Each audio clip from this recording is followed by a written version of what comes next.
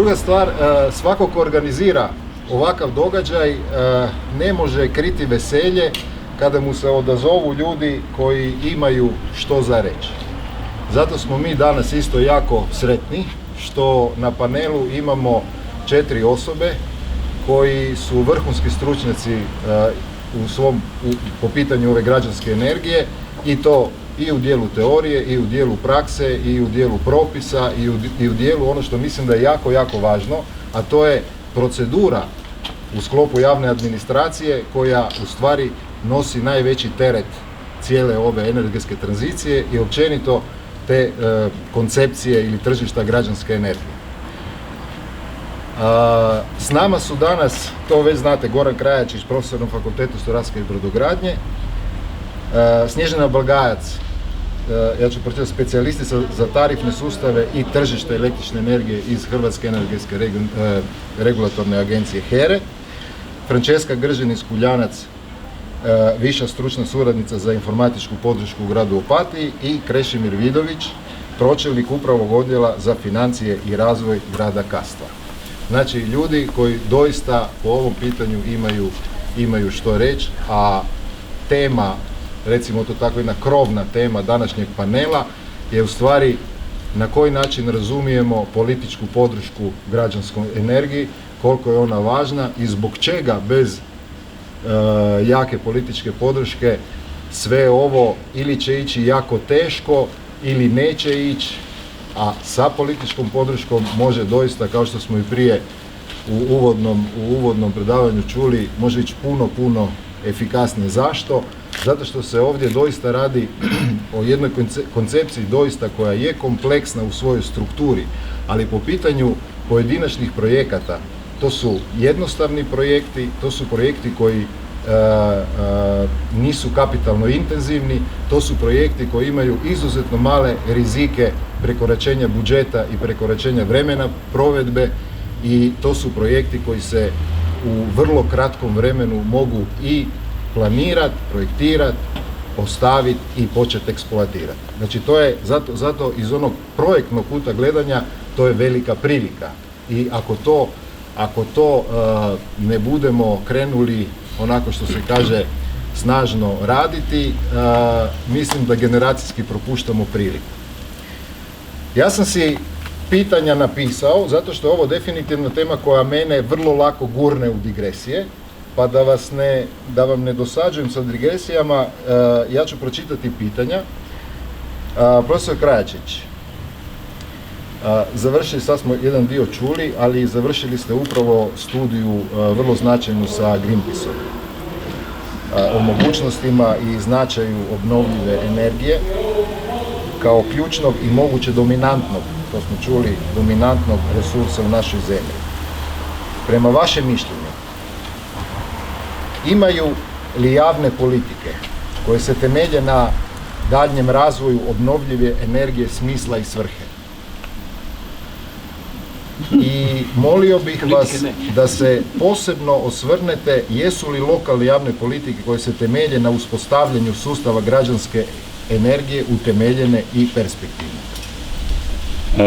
Jesu, dakle ima svrhe i jesu utemeljene, perspektivne, ali možda u nekom drugačijem sustavu.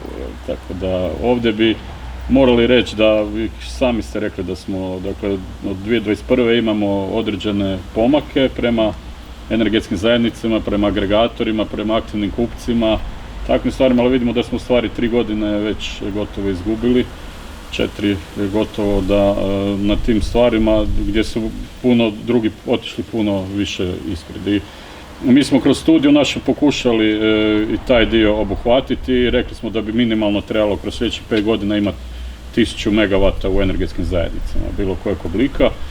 Dakle, građanske energetske zajednice nužno ne uključuju samo solarne elektrane ili baterijske sustave, rekli ste tu vjetroelektrane, ima primjera gdje se farme udružuju pa imamo bioplinska postrojenja, slično. Dakle, ono što Europa već ona je gurala te energetske zajednice već odavno, pa oni su sada u zadnjoj direktivi se već potiču da, na primjer, offshore vjetroelektrane budu na neki način se ponude građanskoj energiji, odnosno da to bude isto neki vid energetskih zajednica koji se osniva oko takvih većih postrojenja ili da se jednostavno energetske zajednice okrupnjuju. Danas ako možemo trgovati s električnom energijom od Bugarske do Portugala, ne vidi se razloga zašto ne bi energetske zajednice bile uključene u takve stvari.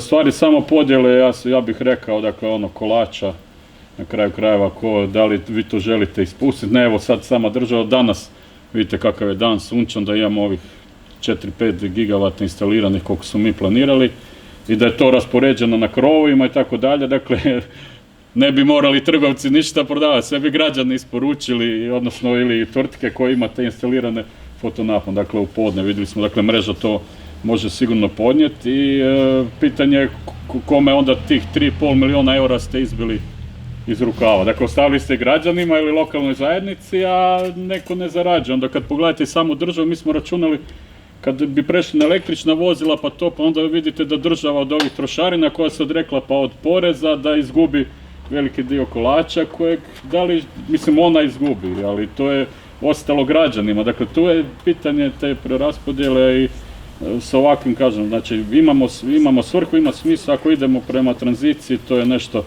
na čemu možemo raditi, a pokazuje se, dakle, to modeli računalni simuliraju, dakle, mi smo samo sustav zakomplicirali sa određenim stvarima koje nepotrebno su komplicirane. Po meni bi to se, dakle, trebalo sve sad digitalizirati i riješili bi stvar. Dakle, samo bi neko trebao reći da program radi i uključiti ga i to je to. Evo. Tako. A možda... Javna politika, evo da se dotaknem, gradovi su, lokalna je bila, zaista je krenula i tu smo dosta radili na ovim akcijskim planovima za održivi, dakle, energetski razvoj, klimatski energetski razvitak, takozvani SEKAP-i gdje se promovirale stvari, ali isto je dosta toga bilo, ajmo reći, zakočeno samo legislativom. Dakle, projekti su tu, promoviraju se, ali kad krenete povezivati 3 brojila i vidite da je to nemoguće na jednoj zgradi, onda naravno da i svaka politika koja očekuje da je to moguće stoji. Dakle, mi možemo tu izmodelirati, isplanirati, svašta napraviti, ali dok ova 3 brojila se ne povežu prvo u jednu zajednicu, onda sa susjedima, to je nećemo daleko doći. Možda je važna komunikacija i da oni na kojih se odnosi građanska energija prepoznaju interes. Mi vjerujemo u energetskoj zajednici Sjevernog Jadrana da građani koji budu vrlo jasno vidjeli da ako su u energetskoj zajednici plaćaju manje nego da nisu u energetskoj zajednici, da će ih to motivirati. Ali u stvari to smo mi i potvrdili na neki način.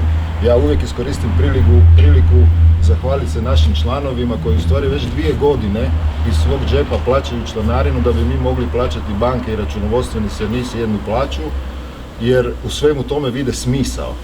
Znači, a sa ovim sada prvim obračunima, inače ovdje možete na jednom monitoru vidjeti ovaj program za obračun dijeljenja energije,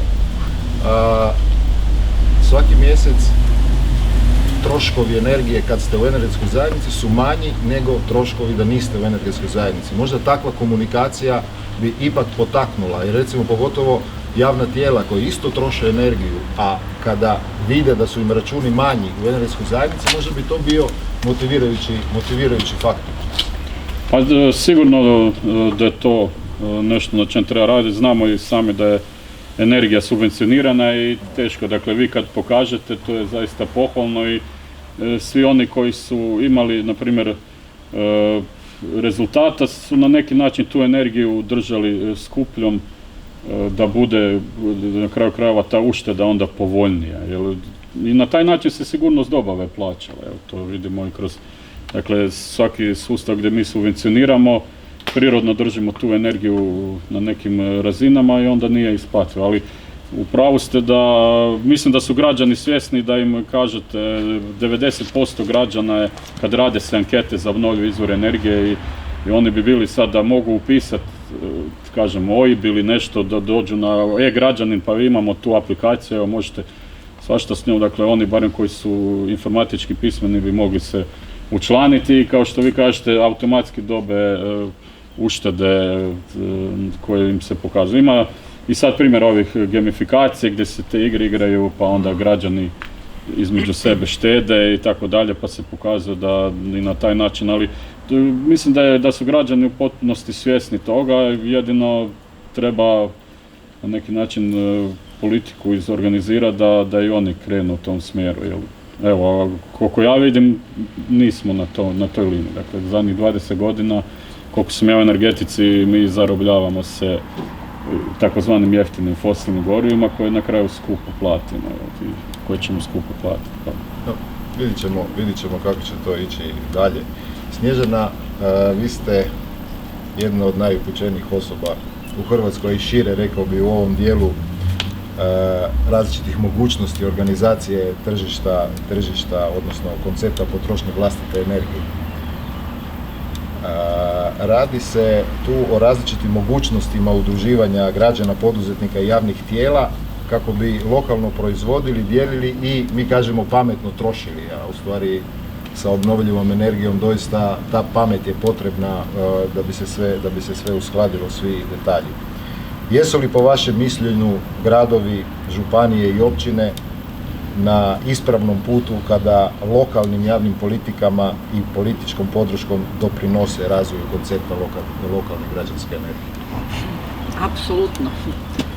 Mislim, sama ideja organiziranja u gradove, općine ili bilo koje zajednice oni nisu sami sebi svrha. Znači, oni služe tu stanovnicima tog područja. Dakle, ono što ljudi ne mogu možda pojedinačno sami napraviti, onda udruživanjem u neki takav organizacijski oblik zajednice mogu jedni drugima pomoći. Posebice, recimo, ako govorimo o građanima koji nisu baš dobrog imovnog stanja, pa bi rado, recimo, sudjelovali u nekakvom takvom programu, ali jednostavno ne mogu, ne?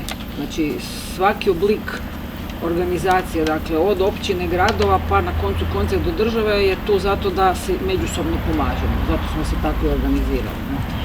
Sad, na kojem će nivou to naše strukture prepoznati, to je meni teško reći. Znači, Primorsko-goranska županija i grad Rijeka i ovaj dio Drenova, odnosno vaša zajednica, su vrlo svijetli primjer i netko kog bi trebalo zapravo slijediti u nastojanjima, u konstruktivnim aktivnostima i ugledati se nekako da se proba i na drugim područjima, u drugim zajednicama nešto slično postići. Dakle, definitivno, kogod od bilo kojeg organizacijskog oblika podržava ovakve ideje, mislim da je na dobrom putu.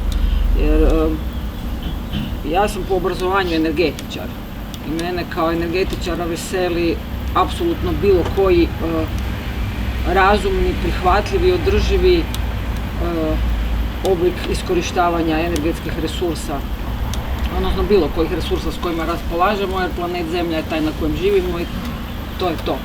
Ako se mi o tome nećemo pobrinuti na razuman i prihvatljiv i održiv način, neće doći Marsijanci pa nam reći kako to radimo. Tako da, odgovor na vaše pitanje apsolutno su na ovom tragu. Pa ja vjerujem da je ovakve inicijative kao što je ne možda samo ovaj projekt, nego ideja ovog projekta da postoji hub, da postoji jedna točka gdje se ne samo građani, možda čak i najmanje građani, jer građani će uvijek ići onim putem privatne koristi, da tako kažem, ali možda ovakvi hubovi, ne samo da je ovdje u gradu Rijeci, nego da ih ima više, možda više mogu rezultata polučiti ako komuniciraju upravo sa administracijom javnom, sa poduzetnicima koji imaju kapacitet više zahvatiti na području energije. Da, ja bih se nadovezala na ono što ste prije govorili, da možda trebamo sveukupno komunikaciju, informiranost povećati. Evo, ja ću vam nekoliko primjera iz vlastite prakse reći. Znači, kad su se počele osnivati prve zajednice, ali osnivati ne u smislu ideje, nego u smislu ovog da se poštuje administrativna procedura. Prvo pitanje koje smo mi dobili i zbog čega je kolega iz prve energetske zajednice izgubio 3 mjeseca u postupku osnivanja, gospođa koja radi u uredu za registraciju udruga u gradu Zagrebu je nama postavila pitanje jer ona nije bila sigurna da li ta udruga koju on želi osnovati, kakvi on prijavio sa svojim statutom i tako dalje, zaista smije to raditi što on sve unutra napisao. A možda da je prije toga odrađena jedna kampanja u kojoj se kaže evo dolaze novi energetski zakoni, u njima je predviđeno od noviteta to i to, pa dajte se svi informirajte i pogledajte da se skrate ti putevi do postanka energetske, ne samo energetske zajednice, bilo čega. Evo, gospodin Čačić je tu, pa ću i njihov primjer iznijeti.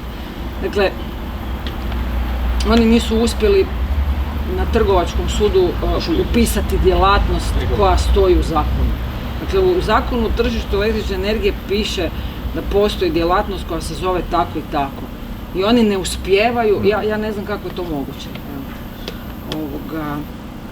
Dakle, ta jedna komunikacija i šira informiranost je jedna pozitivna kampanja, znači da se ljudima stvarno kaže evo to vam radimo, ako ništa drugo barem da svoj posao radite bolje, jednostavnije, učinkovitije, a ne da dolazite na posao razmišljajući šta me novo čeka i sad ću ja morati na 5 drugih adresa pitati je li to moguće ili nije moguće.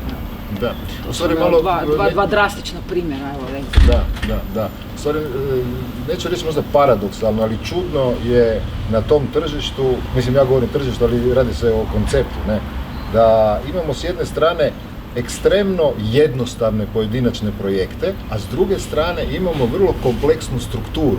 Ali kompleksna struktura, po mom mišljenju, nije tu bez veze, nije ju niko možda namjerno zakomplicirao, nego sama priroda energetike, energetskih tokova, elektroenergetskog sustava je izuzetno kompleksna. Čak neko kaže da je elektroenergetski sustav jedan od najkompleksnijih proizvoda koje je čovjek uopće napravio, ne?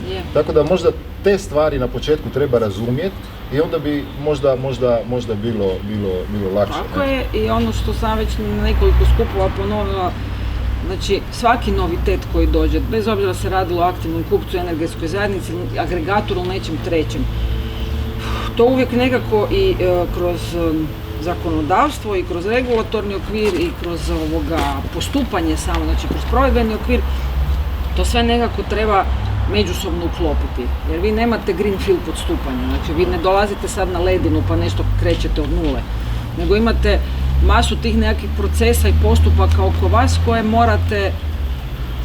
morate ocijeniti što će ostati isto, što će se morati prilagođavati, što će se možda morati odbaciti, što će se mijenjati u kratkom roku, srednjem, dugom roku. Dakle, čim vi uvodite neki novitet koji radi skokovitu promjenu u postojećem sustavu, obično se to ne dočeka baš na slijepim očima.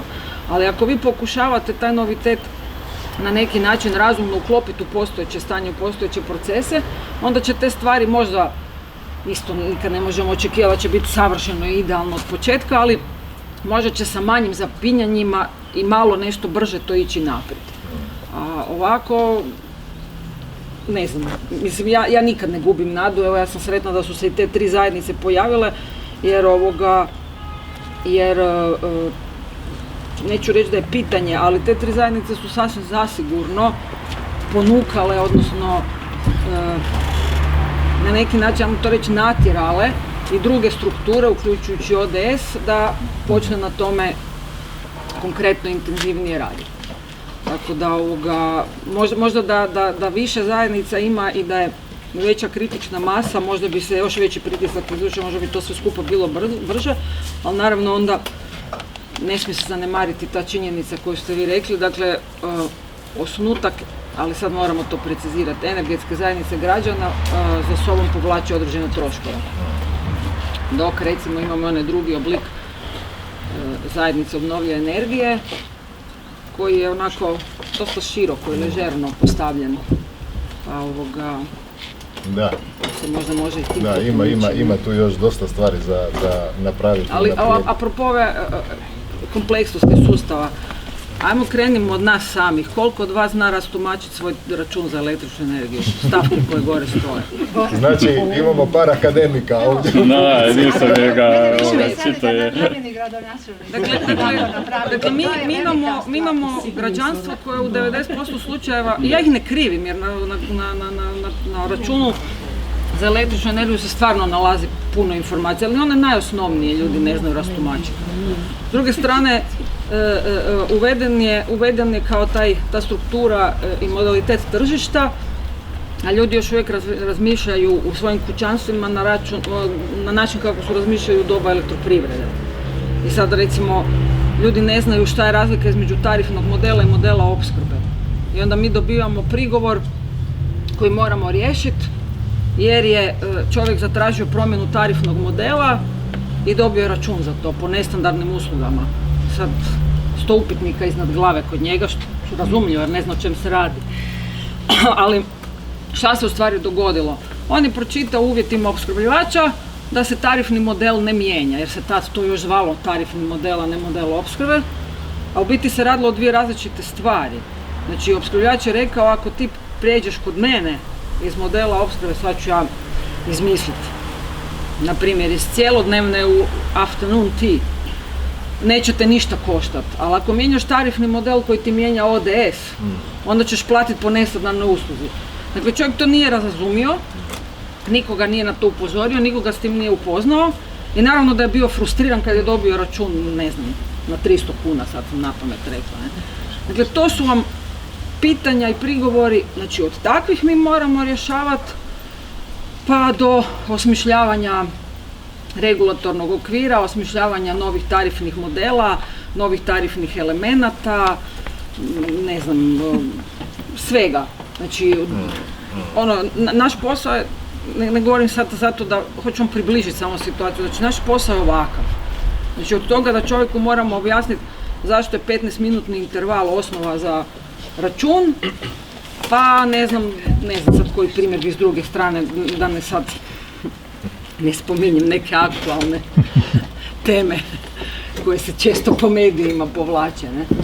Dakle, mislim da bi država i jedinice lokalne samouprave i gradovi i mi svi koji nešto znamo o tome u stvari trebali jako žestoko poraditi na komunikaciji, na informiranju i na podizanju energetske pismenosti našeg građanstva.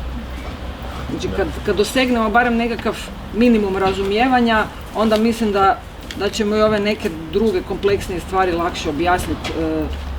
Evo još, pa da vas više ne zadržavam s tom temom, imala sam jedan razgovor, pa su ljudi bili jako pro decentralizaciji, da svaka točka maltene u sustavu bude za sebe dostatna i da to tako funkcionira. Sad rekao, ok, ali elektroenergetski sustav je postavljen prije puno godina i postavljen je na dva osnovna načela. Jedan je približno konstantna frekvencija u vrlo malom opsegu se može mijenjati i približno konstantni napon napon više lokalna karakteristika, znači u lokalnim područjima on mora biti isto unutar strogo propisanih granica. I sad ako mi idemo mijenjati tu paradigmu elektroenergetskog sustava, moramo u startu prihvatiti da će to trajati neko dulje vrijeme, jer na toj frekvenciji, na tim naponima kompletna elektroenergetska industrija i elektroindustrija počiva. Dakle, uzmite peglu doma, glačalo, fen, sušilicu za kosu, bilo šta. Uvijek vam iza piše na kojem naponu i na kojoj frekvenciji to radi.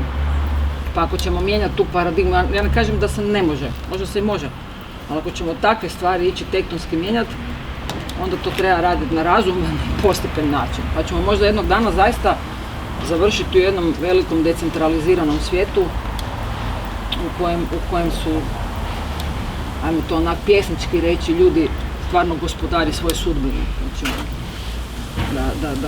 da na neki način kontroliraju, imaju konce u svojim rukama, da ne povjeravaju to nekome drugome. Ne? Ja, to je onak jedna ali da bi došli do te točke treba odgovoriti na pitanje ko će tu decentralizaciju uplatiti. Naravno, sve košta. Sve košta. Da, hvala Snježana. Sada sa ove nacionalne razine idemo na lokalnu razinu, odnosno na razinu onih koji sve ovo nose na svojim leđima. Krešimire, grad Kastav je prisutan u procesima razumijevanja koncepcije građanske energije, pružajući vrlo artikuliranu političku podršku u proizvodnji vlastite energije iz obnovljivih izvora. kako vidite daljnji razvoj koncepcije građanske energije na području grada Kastva?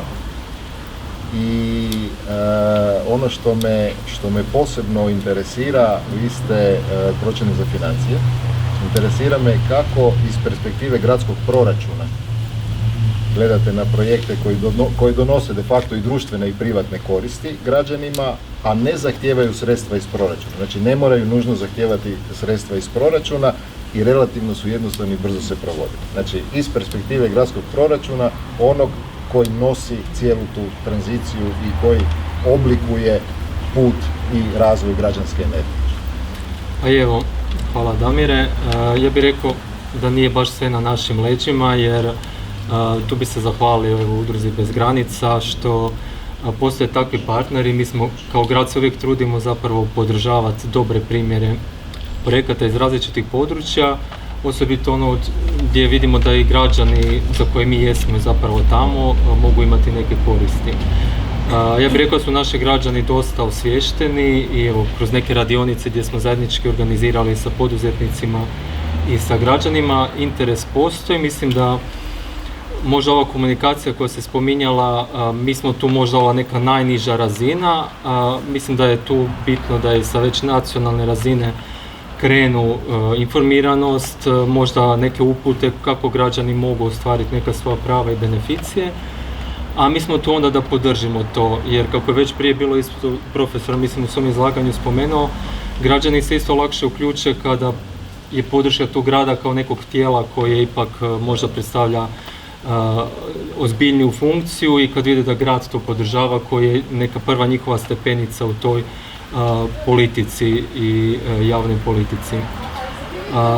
Mi evo zajedno sa Udrugom Bez granica i kroz ovaj projekt se trudimo zapravo ići u tom smjeru energetske zajednice koja bi se, nadamo se, trebalo u nekoj budućnosti osnovati na našem području. Mi kao grad ćemo to sigurno podržati i paralelno sa time aktivno radimo na našim projektima koji, evo i u SEKAP koji imamo izrađen i prijašnji SEAP, su tu projekti energetskih fotonaponskih elektrana na našim objektima javnima, ali trudimo se razmišljati možda ono što isto bilo već prije govora o građanima koji nemaju mogućnost bilo s financijskog aspekta, ali i građanima, mi imamo staru zaštićenu jezgru gdje građani fizički iz konzervatorskih uvjeta ne mogu postavljati to, pa da vidimo modele gdje bi možda grad mogao kroz svoje krovove ili kroz svoje elektrane zapravo njima ponuditi sudjelovanje da oni ne budu zakinuti za taj aspekt. Tako da s te strane evo, mi ćemo uvijek podržati takve inicijative, u sve naše druge obaveze koje imamo, truditi se promovirati ovakve pozitivne primjere. A financijski aspekt mislim da nije nužno uvijek on najbitniji, možda neka stepenica koja će građanima kroz te uštede najlakše će se zapravo možda kad vide financijsku uštedu odlučiti se za neku investiciju, ali mislim da tu treba promovirati i ovaj ekološki aspekt i samoodrživost i te neke možda dugoročne aspekte koji su možda bitniji od samo onog financijskog, tako da mislim s proračunskog aspekta mislim da grad treba podržati ovakve inicijative, pa ako treba izdvojiti neka sredstva da plaće.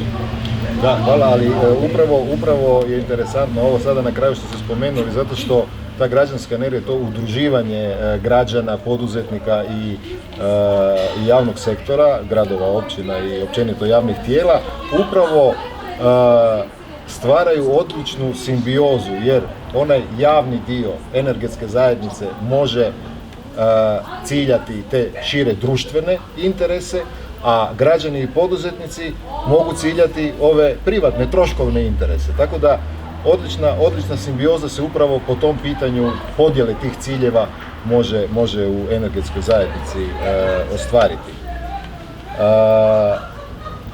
Francesca, na kraju znamo da je grad Opatija vrlo intenzivan kad govorimo o građanskoj energiji. Više inicijativa je pokrenuto na tu temu. Mislite li da bi dobro uspostavljanje lokalnog tržišta građanske energije imalo utjecaja na lokalno poduzetništvo? osobito kad govorimo o Opatiji i onoj cijeloj Liburni, o turističkoj industriji. Zašto to pitam upravo vas? Zato što u strateškim dokumentima turističke zajednice Kvarnera stoji da kvarnerska turistička industrija, a tu je dominantan taj liburnijski dio, želi biti takozvana zelena destinacija. Zelena destinacija je sigurno odličan marketinški alat, ali da bi do njega došli netko, ja ne znam ko je izračunao da treba otprilike još instalirati 6 megavata postrojenja. Ako govorimo o fotonaponskim postrojenjima, onda su to hektari u pitanju. A upravo da se nadovežem na ovaj problem Kastavske gradske jezgre, gdje u stvari građani nemaju mogućnost to instalirati, sad se postavlja pitanje na koji način možemo građansku energiju, općenito to udruživanje u bilo koji oblik energetske zajednice, obnovljive energije itd., kako možemo iskoristiti u stvari upravo taj kvarnerski prostor da uspostavimo suradnju između onih koji imaju površine, a nemaju turizam, i s druge strane Kvarnera onih koji imaju turizam, a nemaju površinu. Je li to u stvari dobra kombinacija ili je li ta građanska energija prilika za tako nešto? Da. Ja bih svakako se zahvalila na pozivu, iznimna je čast biti u ovakvom društvu ovdje. I svakako, kao što je Krešo rekao, zahvaliti se vama prije svega na podršci u našem putu na energetske tranzicije. Ja bih rekla da je grad Opatija primjer dobre prakse, jer mi smo već, mislim, među prvim gradovima u Republici Hrvatskoj krenuli sa SEGAP-om. I to nije samo mrtvo slovo na papiru, nego zaista se trudimo i raditi po tom pitanju. Znači, već dugi niz godina kroz razne javne pozive sufinanciramo bilo izgradnju, izradu tehničke dokumentacije za izgradnju solarnih panela, bilo za njihovu samu izgradnju, educiramo naše građane o energetskoj učinkovitosti zgrada, tako smo isto krenuli i sa edukacijom energetskim zajednicama i mislim da je to nešto što im se izrazito primilo uha. I na drugim radionicama im svakako uvijek spominjemo i pozivamo da nas prate, jer svakako će toga biti još, jer mislim da je edukacija definitivno nešto što je nužno. Prije svega smo krenuli kod nas unutar kuće educirati naše djelatnike da uopće pojmimo cijeli taj koncept, ali ne samo to, nego i u komunikaciji sa našim komunalnim društvima. Smatramo da su oni izuzetno važni, a između ostalog su i sjajna sinergija između nas i lokalnih jedinica, jer one nije nužno da su ograničene na to usko gradsko područje, već povezuju cijeli niz jedinica lokalnih samouprava, tako da su oni isto jedan iznimno važan faktor. Ono što, da, grad Opatija je stvarno turističko mjesto za koje ne znam ko nije čuo. Prošle godine smo proslavili 180 godina organiziranog turizma u gradu i zanimljivo je, evo recimo, taj nekakav put koji Opatija prolazi, koje verzije turizma, apropo zelenog turizma, poprima. Prije je krenulo kao zdravstveno lječilište, u međuvremenu smo postali dosta ovako zanimljiv brend, rekla bih. Bavimo se, dakle, zdravstvenim turizmom, imamo cjelogodišnji turizam, rekla bih, imamo manifestacije koje se održavaju gotovo u svim mjesecima tokom godine, imamo i sad bi bilo dobro okrenuti se toj zelenoj strani. Prema istraživanjima koje sam pogledala, u zadnjih 2 godine preko 60% je porasla potražba za održivim turizmom. Znači sa lokacijama koje se bave održivim turizmom i koji stavljaju naglasak na tome, i pogotovo nove generacije koje dolaze. Znači milenijalci i generacija Z, to su one osobe koje su zainteresirane. I svakako moramo poraditi da naša destinacija bude ta koja će biti zelena, da promoviramo taj vid turizma, da skrbimo kampove sa takvom energijom. Ono što su spominjali prije kolege, ne možemo krenuti sa plug and play. Znači, želimo zapravo kroz simulacije, znači današnje vrijeme imamo znanje, imamo super tehnologiju koja super napreduje i možemo zapravo kroz te elemente istražiti koja je najbolja opcija za nas.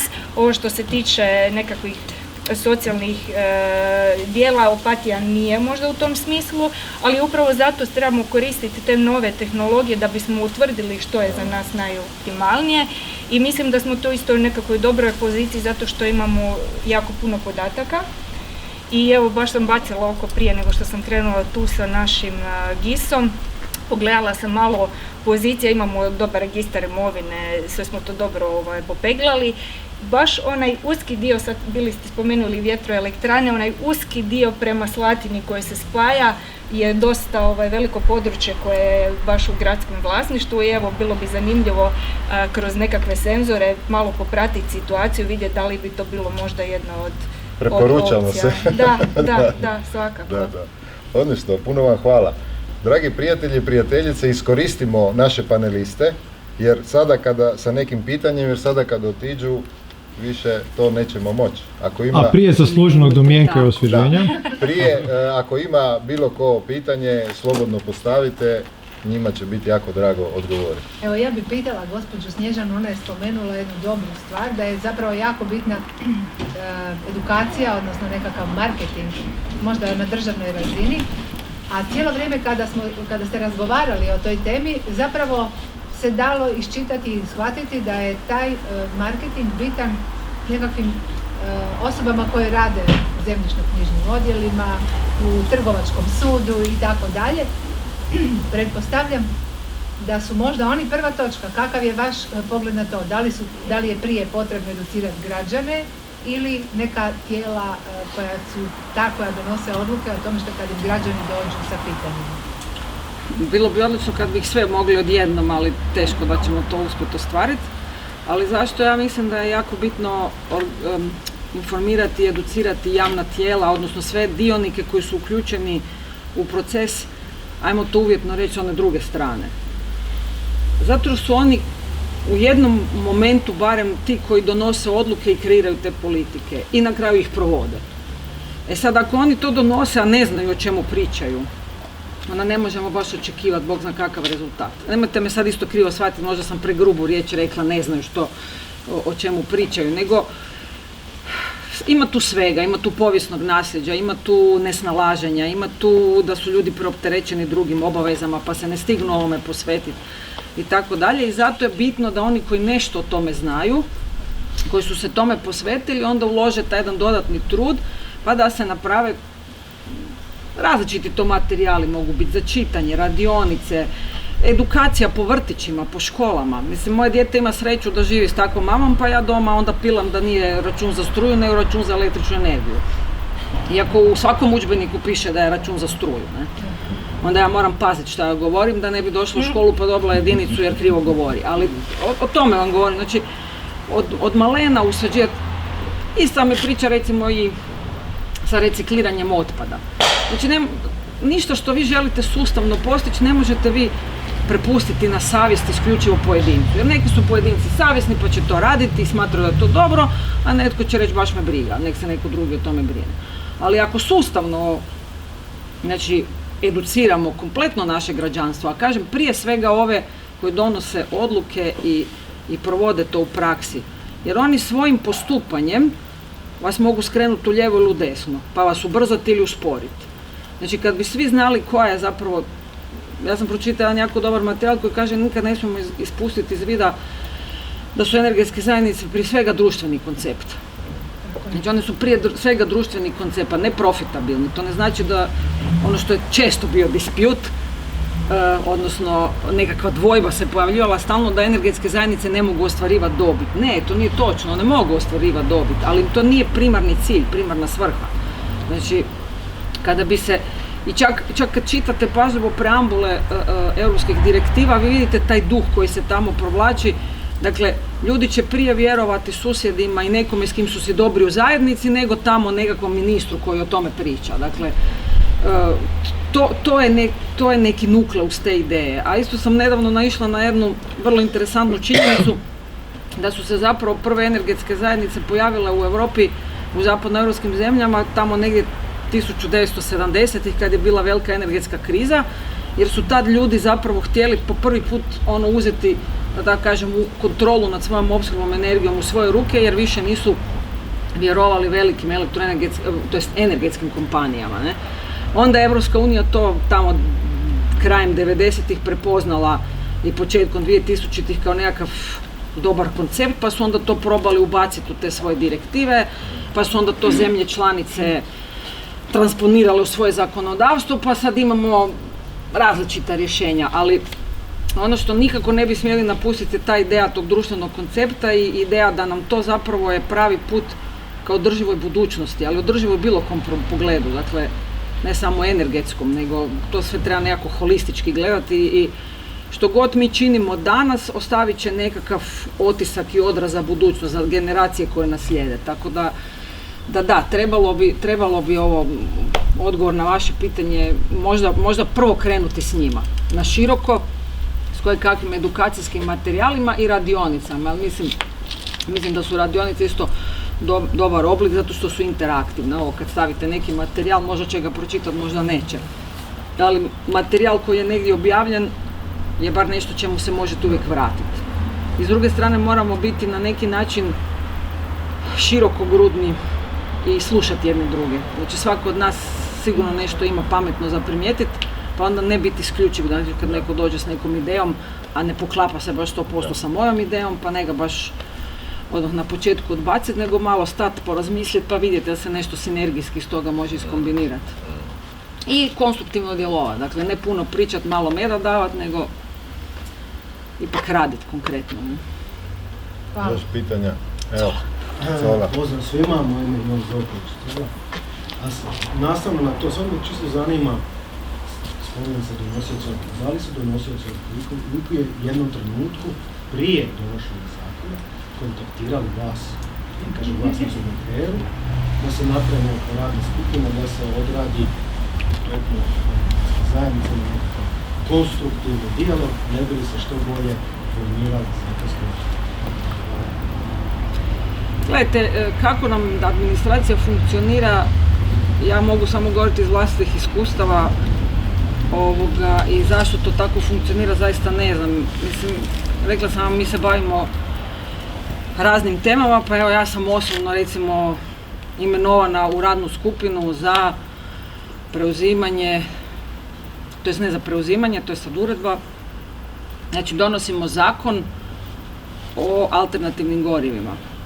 A taj zakon ne preuzima nikakvu direktivu, nego treba samo osigurati provedbu uredbe koja je u Europi donesena. I ono što mi je bilo jako pozitivno kad su sazvali tu radnu skupinu, to je bila jedna velika prostorija i strašno puno ljudi s raznih krajeva. Znači bilo je od avijatičara, da kažemo, od ovih koji upravljaju zračnom plovidbom, pa preko, ne znam, LNG terminala na Krku, pa ne znam, željeznice, pa autoceste, znači stvarno nas od svakog bilo. I to je možda pravi put kako se stvari trebaju raditi, ali treba raditi s razumom i na vrijeme i onda se na taj način može čuti, kako bi se reklo, razmišljanje i utjecaj svih koji su potencijalno ili izravno ili neizravno uključeni u proces u kojem se odlučuje. Recimo ja ne znam da je, evo ne znam da li sad bi se trebali Zakon o tržištu električne energije i Zakon o obnovljivim izvorima energije visoko učinkovitoj kogeneraciji mijenjati. Ja ne znam da li postoji radna skupina koja na tome radi. Još uvijek Ne znamo. Neslužbeno, neformalno. Neformalno se priča toga jer se zna datum kad se nešto promijeniti u zakonu, ali znači ne. Prvo redno, da. Da, mislim, definitivno rad kroz, dakle, ono što je ministarstvo, kako se ono zove, Ministarstvo mora, infrastrukture i još nečega, oni su najprije napravili draft tog zakona, znači prvu radnu verziju, onda su tražili imenovanje ljudi u radnu skupinu i onda kad se ta radna skupina sastala, onda se pričalo o tom zakonu i šta je dobro, šta nije dobro. Nažalost, taj proces je sad, ja ne znam je li on malo zamro ili možda nešto se u pozadini radi po tom pitanju, sad zaista ne znam. Bilo je na početku da je jako velika žurba, ali sad već neko vrijeme se ta radna skupina nije sastala, ali hoću reći, dobar je to bio početak, dobar put, kako bi se to zapravo moglo raditi. I ovo, još jedno moram reći, mislim, ovaj centar za građansku energiju je zapravo nešto što bi po mom mišljenju trebalo i na nacionalnoj osnovi uspostaviti i voditi, tako jer neko me jednom pitao, pa dobro, tko sprečava ljude da to rade ovako kao što vi sad radite na dobrovoljnoj osnovi? Pa nitko ih ne sprečava, ali mislim i ti ljudi koji to rade na dobrovoljnoj osnovi isto to rade zato što to žele, ali imaju isto drugih obaveza, preokupacije i tako dalje. A s druge strane, ako se nekoga imenuje i on pokaže da to dobro radi, onda će ljudi na razini cijele države vjerovati tom nekom, ne znam, nazovimo ga ured, centar, bilo što. Možda ćete se vi uspostaviti i nametnuti kao nekakav centar kojem će se na nacionalnoj osnovi vjerovati. Ja to sad ne mogu znati, ali hoću reći, ovo je stvarno dobra ideja i dobar koncept, jer ljudi sad konačno imaju nekakvo mjesto gdje se mogu obratiti.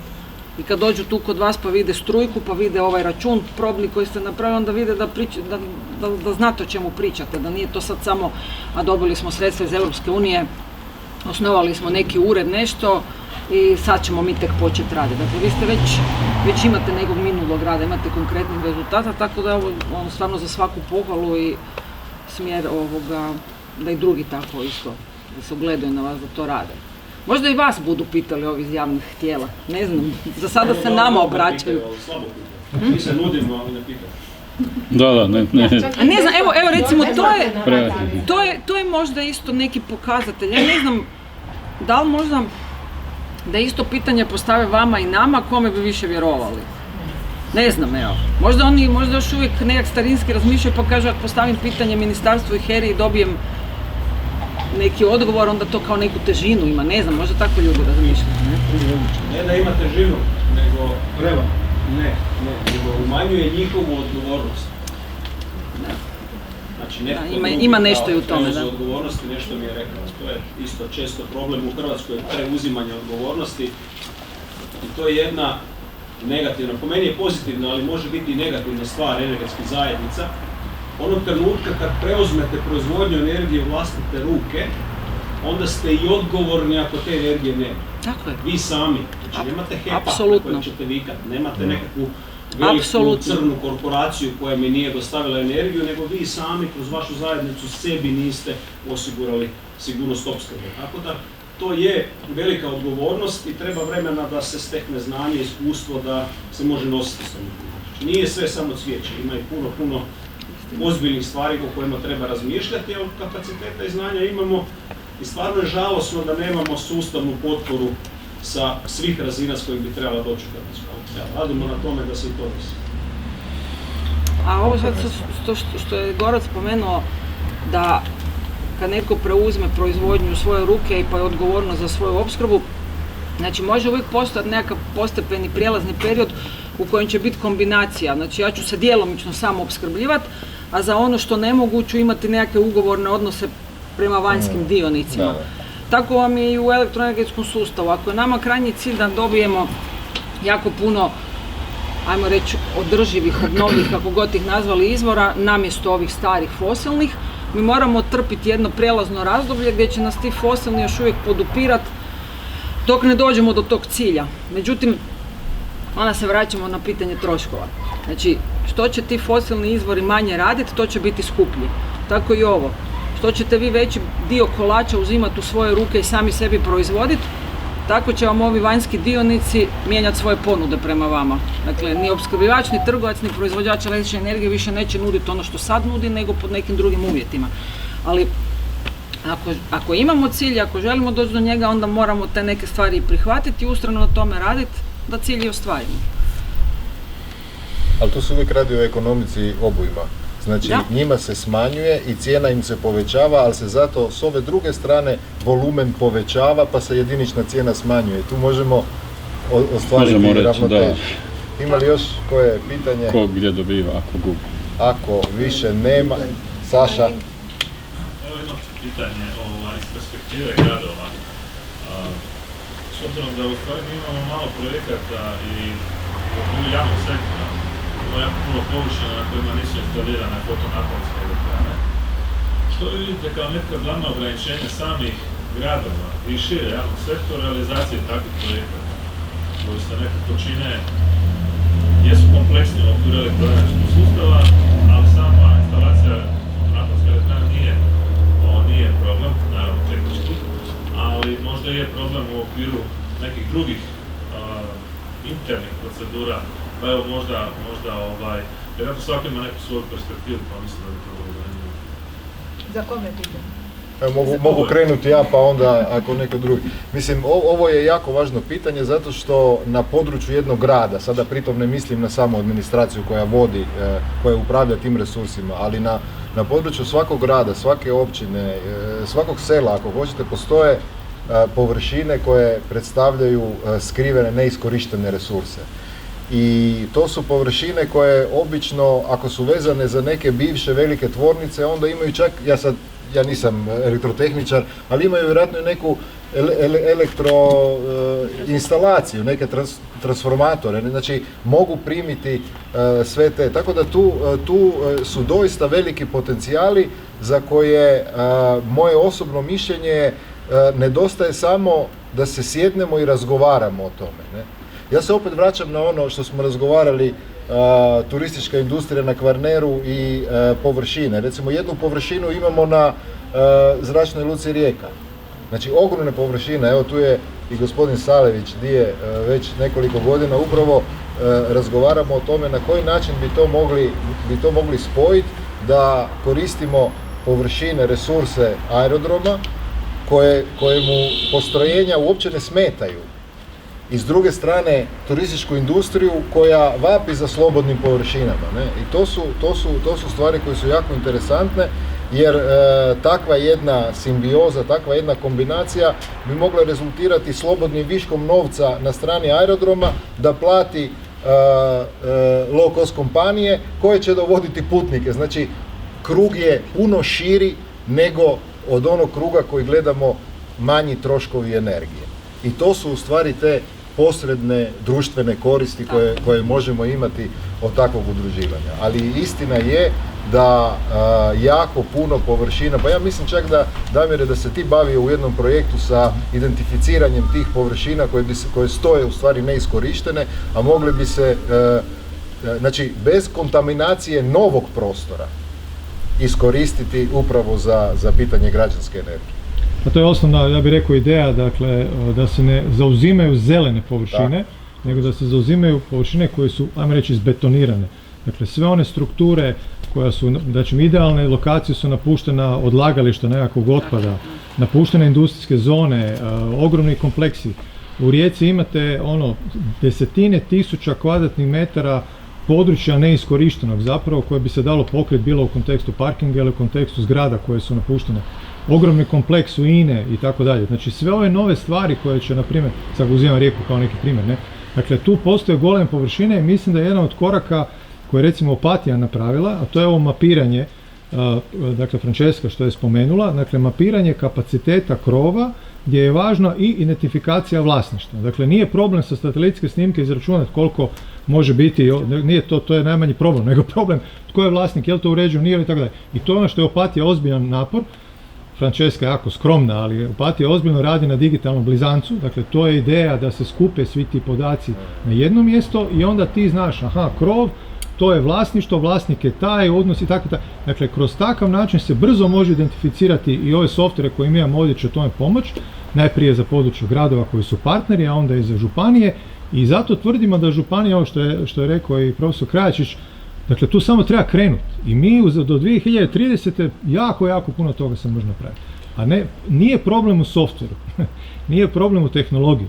Problem je da treba neko reći, ono što mi stalno pričamo, narudžbu, treba neko naručiti, ajmo to napraviti, ajmo mapirati, ajmo to riješiti i onda kad imamo mapirano, onda možemo donositi kvalificiranu odluku. Reći, sad tu idemo raditi. Ja sam htjela samo reći još jednu stvar, znači mi smo premali da djelujemo same za sebe. Moramo djelovati u zajednici sa drugim zajednicama. Znači uvijek vam je politički, a ovaj grad je prvi napravio ovo, ovaj je napravio ovo. Ovo je sad situacija kada moramo skupiti glave zajedno i djelovati zajedno jer onda zapravo možemo postignuti. A ja bi još jednu stvari, čim je Saša postavio to pitanje, to je bilo pitanje postavljeno s namjerom, a radi se, pretpostavljam da je Saša između ostalog mislio da se tu radi o projektima koji ne zahtijevaju novce iz proračuna, nego to su projekti koji guraju novce u proračun. To je još jedan, ispravi me Saša ako krivo mislim. A ne samo to, nego moje mišljenje onako iskustva rada s gradovima je da je tu ovako projekt stvaraju puno pitanja. I domenski se niko gradov ne bavi s takvim specializiranim poslovima. I ovo što je Damir spomenuo, zašto niko ne naručuje?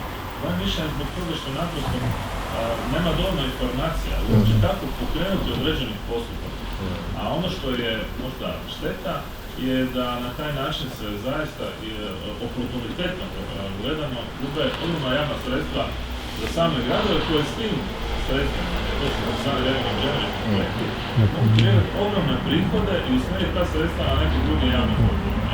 Ali ono što je, ja sam siguran kad bi mi bilo koji grad, a ne samo vi, nego bilo koji drugi grad, da bi svako imao nekako svoja specifična pitanja i probleme, recimo neko bi imao problem s javnom nabavom, neko bi imao problem s tehničkom specifikacijom, neko bi imao problem sa kapitalnim planiranjem i tako dalje i tako dalje. A neko bi imao problem sa svim tim. Zato se trebamo udružiti. Da, pa ja mislim da je zato bitna ova podrška koju, mislim, mi nismo profesionalci u ovom dijelu i mi slušamo one koji su pametniji od nas, tako da mi trebamo tu dati podršku, ali evo jedan primjer je možda baš ove nabave REA Sjever, Regionalna energetska agencija Sjever, oni provode objedinjenu nabavu za električnu energiju.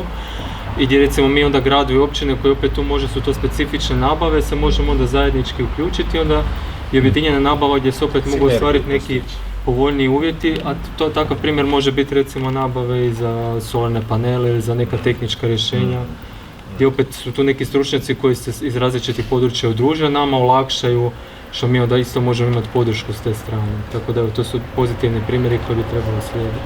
Da, s jedne strane gledamo na to da financijski nam je isplativo, ali s druge strane vjerujem da svi onda gledaju kakav svijet puštaju iza sebe za svoju djecu. Znači da se koristimo održivom energijom i da budemo neovisni s obzirom na sve ovo što vidimo da se događa oko nas, pa samim time je još jedan razlog za. Jako lijep završetak ovog panela i nagradimo pljeskom naše paneliste. Zahvaljujemo se vama na pitanju i sad idemo po rasporedu. I sad još 2 minute da iznesemo stolove.